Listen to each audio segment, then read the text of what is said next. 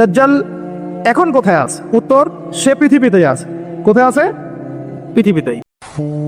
দাজ্জালের নাম তো আপনারা শুনেছেন। ভয়ঙ্কর ডেঞ্জারাস একটা ক্যারেক্টার। পৃথিবীর শুরু থেকে শেষ পর্যন্ত এর চেয়ে বড় ফিতনা আসেনি, আসবেও না। দাজ্জালের ফিতনা। সে তার এক চোখ থাকবে, আরেক চোখ এরকম বন্ধ থাকবে, এখানে লেখা থাকবে কাফারা। কোনোভাবেই তাকে দমানো যাবে না, হত্যা করা যাবে না। আল্লাহ নবী ঈসা আলাইহিস সালাম তাকে হত্যা করবেন। ফিলিস্তিনের যুদ্ধের পরেই নাকি দাজ্জালের আবির্ভাব ঘটবে, এটা কি সত্যি? যদি বুঝিয়ে বলতেন। আল্লাহ মাফ করুক, কেয়ামতের আলামত এগুলো আমাদের অনেকের ব্যবসার আইটেমে পরিণত হয়েছে।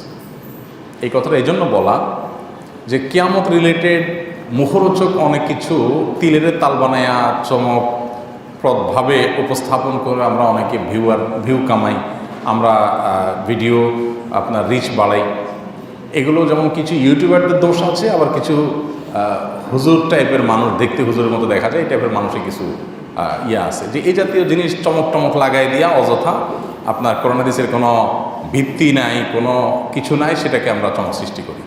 ফিলিস্তিনের চলমান যুদ্ধ গাজা যেটা হচ্ছে, এটা হতে পারে 1 মাসে শেষ হয়ে যাবে, 15 দিনে শেষ হয়ে যাবে। তো এরপরে দাজ্জাল চলে আসবে কিভাবে আসে? মানে এটা কি ওহী আসছে কারোর কাছে? এরকম যদি কেউ দাবি করে থাকে তাহলে এটার কোনো ভিত্তি তো কোরআন হাদিসে নাই। দাজ্জাল আসার জন্য এরকম কোনো দিনক্ষণ ঠিক করে কেউ বলতে পারে না। হ্যাঁ, আপনি যদি বলেন যে পুরো ফিলিস্তিনের যে লড়াই চলছে, এই পুরো ফিলিস্তিন মুক্ত হয়ে যাবে, ইহুদিরা অপদস্থ হবে, সেটার জন্য তারপরে দাজ্জাল আসবে, তো সেটা কবে হবে সেটা তো একমাত্র আল্লাহ তাআলা ভালো জানেন। আর এরকম কোনো কথাও তো হাদিসে কোরআনে এইভাবে বলা হয় না। দেখুন, দাজ্জাল কখন আসবে, তার আসার আগে পৃথিবীর অবস্থা কী থাকবে, সে বিষয়ে কোরআন হাদিস থেকে বিভিন্ন আলামত, বিভিন্ন আপনার নিদর্শনের কথা আমরা জানি। কিয়ামতের বহু আলামত আছে, 141টা ছোট বড় আলামতের কথা বিভিন্ন বইয়ে ওলামা একরাম অনেকে সংকলন করেছেন। শেখ মোহাম্মদ আল আরিফি একটা বই সংকলন করেছেন, সেখানে 141টা আলামতের কথা বলেছেন। 10টা বড় আলামত আর 131টা হলো ছোট আলামত। ছোট আলামত বলতে যেগুলো অনেক আগে থেকে ঘটবে। এই আলামতগুলো বেশিরভাগই ঘটে গেছে। দাজ্জাল আসার আগে, ইমাম মাহদী আসার আগে পৃথিবী জুলুমে পরিপূর্ণ হয়ে যাবে। ইমাম মাহদী আসার আগে বিশেষ করে পুরো পৃথিবী জুলুমে পরিপূর্ণ হয়ে যাবে, কোথাও ইনসাফ বলতে কিছু থাকবে না।